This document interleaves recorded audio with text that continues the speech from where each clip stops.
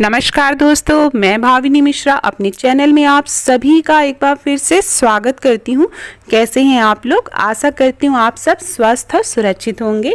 तीज का व्रत आने वाला है और यह पर्व बहुत ही धूमधाम से मनाया जाता है।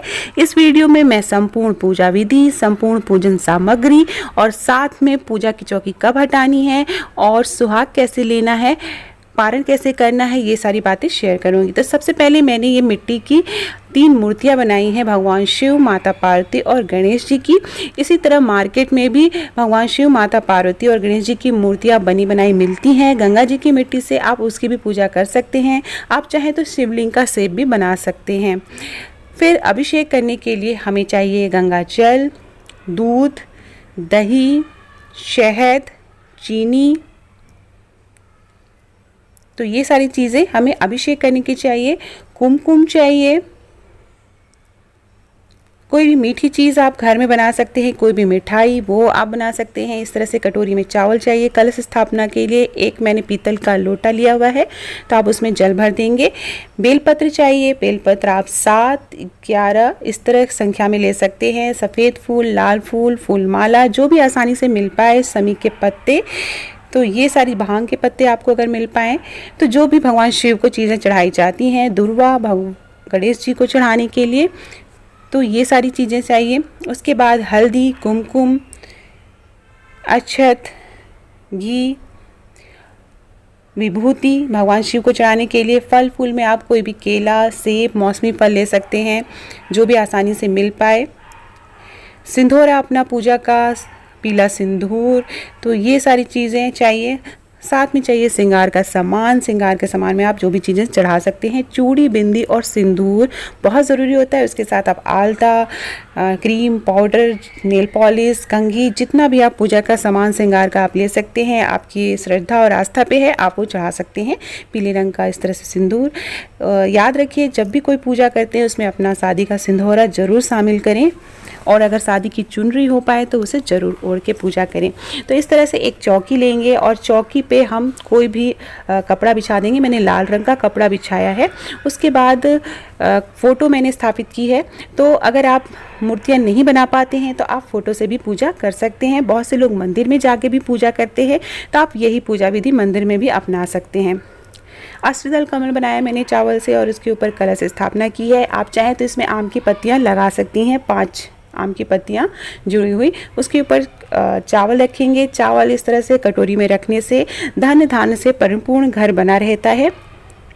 गंगा जल से आचमनी करेंगे। फिर इस तरह की एक प्लेट ली है मैंने पीतल की, उसमें मैंने तीनों मूर्तियों जो मैंने बनाई हैं वो रख दिया है।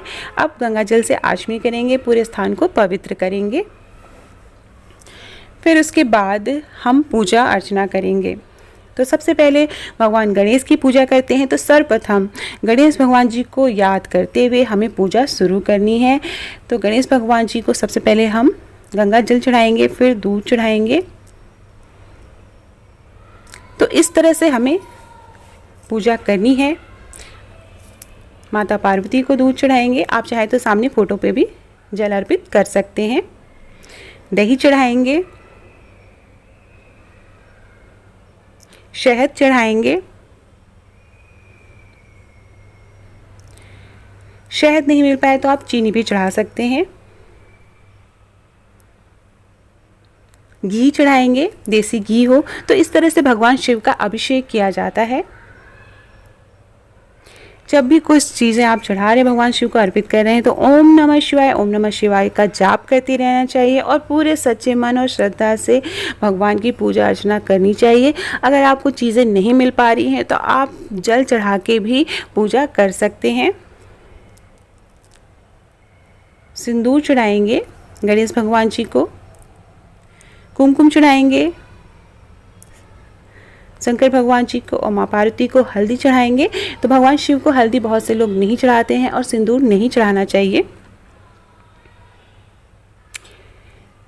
तो याद रखिए, जब भी माँ पार्वती को आप सिंदूर चढ़ाएं तो 5 या 7 बार चढ़ाना चाहिए और अच्छे से चढ़ाना चाहिए, ताकि जब आपको सुहाग लेना हो तो आप आराम से वहाँ से सिंदूर अपने माथे पे लगा सकें।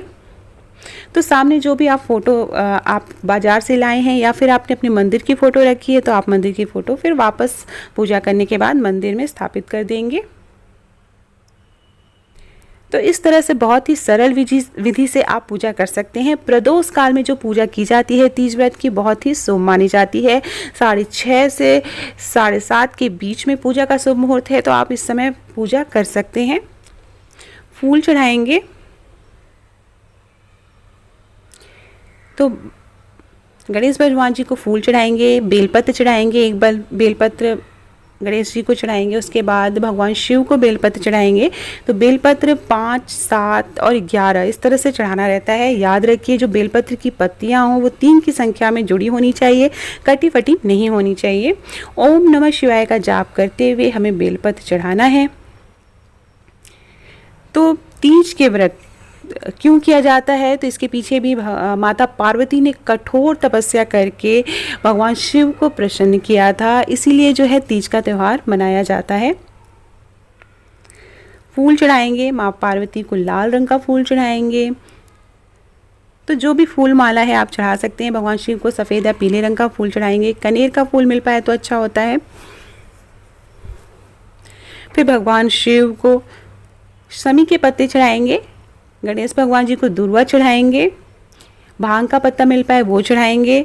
धतूरा मिल पाए वो चढ़ाएंगे। तो इस तरह से पूजा करनी है, जैसे कि पूजा आप करते हैं नॉर्मल पूजा, उसी तरह से करनी है। बस सामान मिल पाए ना मिल पाए, लेकिन सच्ची श्रद्धा ज़रूरी होती है। आप मन से पूजा करेंगे तो उसका फल ज़रूर मिलता है। फिर उसके बाद माँ पार्वती को सिंदूर चढ़ाना है, तो 5 या 7 बार सिंदूर चढ़ाते हैं, चुटकी में लेके। देखिए इस तरह से। फिर पूजा के बाद अगले दिन जब आप पूजा करते हैं तो सुहाग लेना रहता है। शाम को जब प्रदोष काल में पूजा करते हैं तो भी सुहाग लेना रहता है। घी का दीपक जलाएंगे। उसके बाद वस्त्र पहनाएंगे।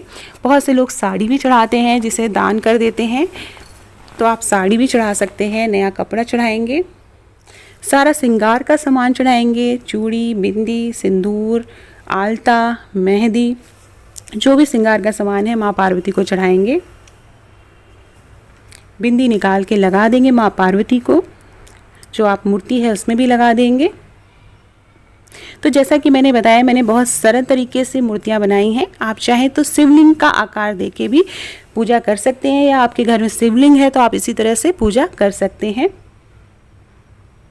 तो सारा श्रृंगार का सामान चढ़ाने के बाद फल फूल चढ़ाते हैं।